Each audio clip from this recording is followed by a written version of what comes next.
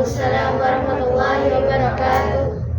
Alhamdulillahirabbil alamin. Assalatu wassalamu ala asrofil anbiya'i wal mursalin wa ala alihi wa ashabihi ajma'in.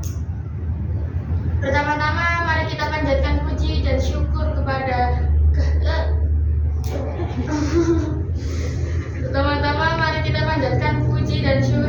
Allah Subhanahu wa taala yang telah memberikan kenikmatannya agar kita bisa bertemu di Musola PPTQ Hamilul Quran ini dalam keadaan sehat walafiat. Dan mari kita curahkan salawat serta salam kita kepada junjungan Nabiullah Muhammad sallallahu alaihi wasallam. Perkenalkan, saya Fatia Jan Amira. Saya izin menyampaikan kultum yang berjudul Jangan Tinggalkan Allah.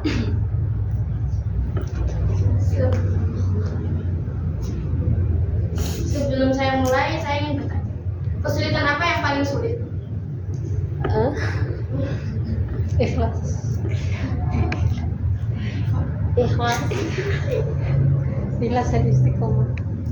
Apakah kesulitan yang paling sulit itu adalah hilangnya orang tersayang? Oh, bisa. Semua pasti berat jika terjadi pada kita. Hanya saja, adakah kita menyerah? Adakah kita menyerah begitu saja? Enggak. Tidak teguh dalam teguhnya iman dan Islam? Banyak orang lalu menjauh saat doa-doanya tidak terjawab. Hidup mengadu dan mengeluh. Banyak cita-cita tidak tercapai. Banyak keinginan tak sampai. Bingung dan lalu ngambek sama Allah. Tidak lagi mau beribadah, tidak lagi mau mendekat kepada Allah. Tidak sholat dan tidak mau melakukan ketaatan lagi karena menganggap selama ini sia-sia saja beribadah kepada Allah. Karena keinginan tidak dipenuhi, karena doa-doa tidak dijabah. Sedangkan itukah kita dengan Rabb kita? Mereka yang meninggalkan Allah akan ditinggalkan juga oleh Allah. Hidupnya hampa, tidak punya kedekatan dengan Allah, seperti kehilangan ketenangan dan ketentraman hati.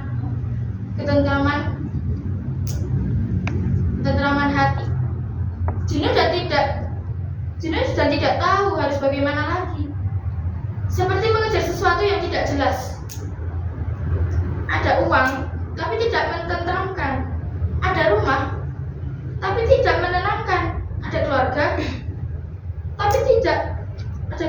tapi tidak membuat bahagia. Kenapa bisa begitu? Pikiran dan perasaan tidak tenang. Selalu banyak masalah dan musibah. Tidak terjadi ketenangan hati. Ada masalah banyak sekali, persoalan yang tidak terselesaikan.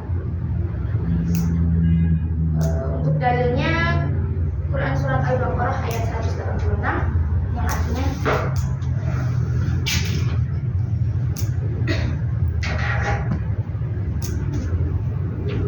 dan apabila hamba-hambaku bertanya kepadamu Muhammad tentang aku, maka sesungguhnya aku dekat. Maksudnya adalah, jadi kalau kita tuh merasa doa kita itu tidak diijabah oleh Allah, kita harus ingat kalau Allah itu dekat dengan kita. Lalu selanjutnya, aku kabulkan permohonan orang yang berdoa apabila dia berdoa kepadaku. Jadi, kalian kalau seumpama merasa doa kalian itu tidak diijabah oleh Allah, kalian itu tetap harus ingat bahwa Allah itu dekat dengan kita. Allah itu senantiasa di samping kita.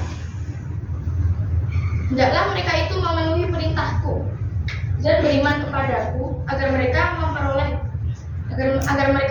kebenaran. Jadi maksudnya kalian itu, kalau pengen doa kalian itu diijabah, kalian itu juga harus menuruti perintah Allah. Ini lagi. Kita harus menuruti perintah Allah. Kalau kita tidak menuruti perintah Allah, bagaimana doa kita bisa dijabah?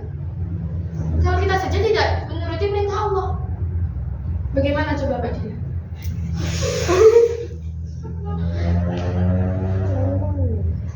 Saya juga gak tahu. Oke, itu Kalau ada kesalahannya itu ya datang dari saya sendiri. Oke, untuk itu wassalamualaikum warahmatullahi wabarakatuh. Waalaikumsalam warahmatullahi wabarakatuh.